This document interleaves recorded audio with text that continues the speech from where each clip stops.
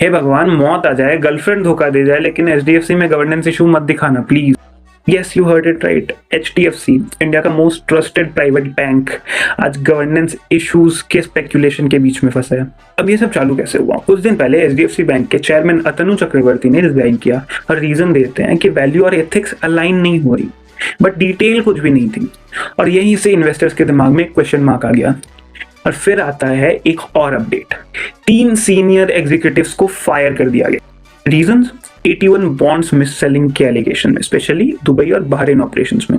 अब simple language में 81 bonds एक हाई रिस्क इंस्ट्रूमेंट्स होते हैं और रिपोर्ट्स के अकॉर्डिंग ये बॉन्ड्स एनआरआई क्लाइंट्स को बेचे गए विदाउट प्रॉपर रिस्क डिस्क्लोजर और एलिजिबिलिटी को भी इन्फ्लेट कर दिया गया। मतलब एनआरआई क्लाइंट्स को हाई नेटवर्थ इंडिविजुअल दिखा के उनकी इनकम इन्फ्लेट करके उनको एलिजिबल कर दिया गया एंड उनको बताया भी नहीं गया कि ये हाई रिस्क बॉन्ड्स हैं एंड रिस्क रियलाइज हो गया।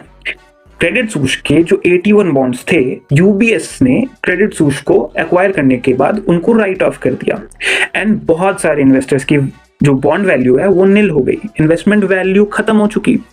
तो अब कनेक्ट करो, एक तरफ वेग रेजिग्नेशन, दूसरी तरफ मिस सेलिंग एक्शन। क्या यही मिसअलाइनमेंट है या सिर्फ एक कोइंसिडेंस या फिर क्लैरिटी मिसिंग है?